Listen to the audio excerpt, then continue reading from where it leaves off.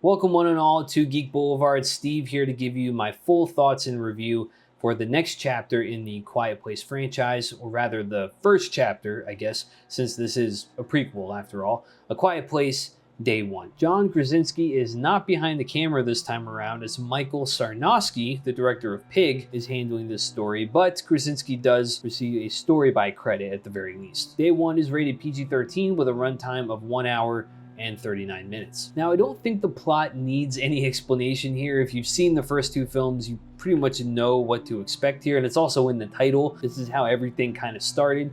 But if you haven't watched those other films, seriously, go watch those movies. Come back to this later. Watch part 1 and part 2. They're just great films in and of their own. But simply put, aliens arrive and start tearing up New York City due to the fact that they are sensitive to sound, and our main stars, Lupita Nyong'o and Joseph Quinn, stick together to try and survive and escape the city. Now, that bare bones explanation I just gave for the plot really doesn't do the film any justice, honestly. It's just an emotional, harrowing, and just a fantastic movie. I shed plenty of tears by the end. I do have one gripe involving the cat Frodo that's basically like the third main character in this, but we'll get to that later. First, the good, and there's a lot of good. Lupita Nyong'o and Joseph Quinn, first and foremost, are superb together on screen. Their chemistry is just undeniable, and their performances, even singularly, are not to be understated here. Lupita plays a terminally ill patient by the name of Sam, who has a cat named Frodo. She's had a tough go in life, to say the least, and on top of all of that, she has to try to survive an alien invasion. So yeah, the girl can't catch a break. But Lupita's performance as Sam really tugged at my heartstrings, as you can see her just struggling and trying to come to grips with the fact that she is sick and that she's dying and coming to the end of her life. And that's a very scary thing to experience. Death in itself is terrifying. It's a primal fear that we all have. She's expressing all of these emotions. She's angry, she's sad. Lupita just shows that so well in very subtle ways. You can see it on her face. I mean, these films in general are great at showing so much without a word of dialogue, and that is ever present in this film, especially with Lupita's character. She eventually runs into Eric, Joseph Quinn's character, who is not from the country, as he's originally from England, who has arrived to New York to go to law school. Yeah, that timing didn't really work out too well, did it? And upon their first meeting, he kind of is just this scared guy, and he decides to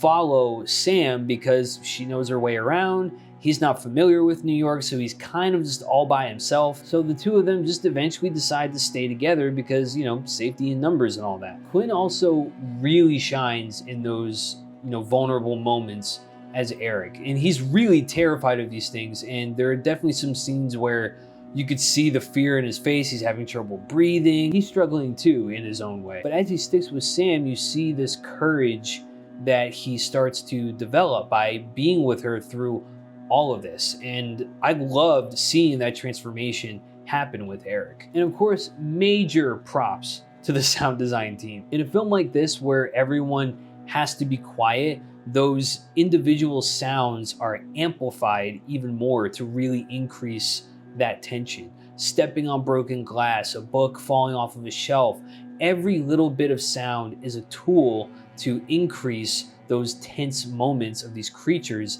as they hunt for that source of sound. It's used smartly, sparingly, and it was just masterfully done. Speaking of the creatures, you know, despite there not being much of anything new with them, outside of one that has like a slightly different design compared to the others that shows up later in the film, or if you think you're gonna get some answers to where these things came from or something, you're gonna be a little let down. Personally, I like not getting the answers to those types of questions, as I love the mystery surrounding them.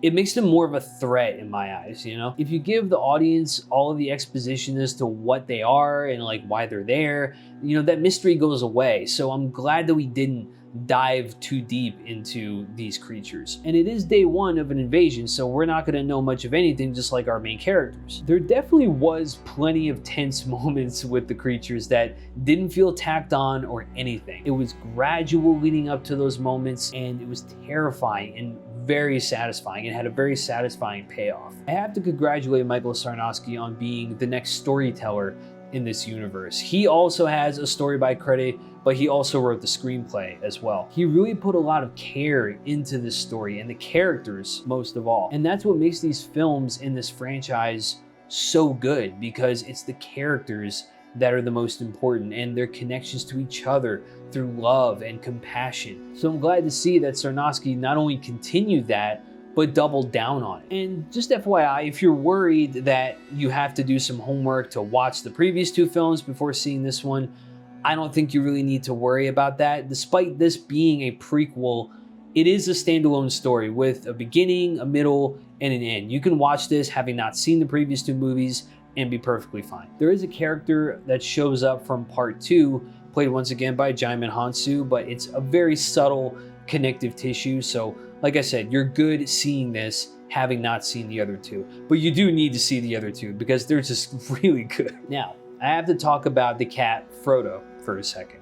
This is my nitpick that I was mentioning earlier. This is where you have to really suspend your disbelief when watching this movie, because as much as I love the cat, Frodo did not make a single meow throughout the entire runtime, and that really bothered me. I'm not gonna lie. I don't own a cat, but I know people that do, and usually those cats never shut up. So the fact that this cat was silent throughout the entire film, didn't make a single peep, it was just kind of weird, you know, but that's really my only gripe with this movie. Overall, I have to give A Quiet Place Day One 5 stars. Taking the franchise back to the beginning and telling an even more emotional and relatable story was the smart move, and director Michael Sarnowski was the perfect choice to tell this tale, with incredible performances from Lupita Nyong'o and Joseph Quinn, who just have undeniable chemistry together. The clever use of sound design was perfect in amping up the tension as Sam and Eric do their best to try to stay alive. And my only gripe is with the cat Frodo, who doesn't make a single sound,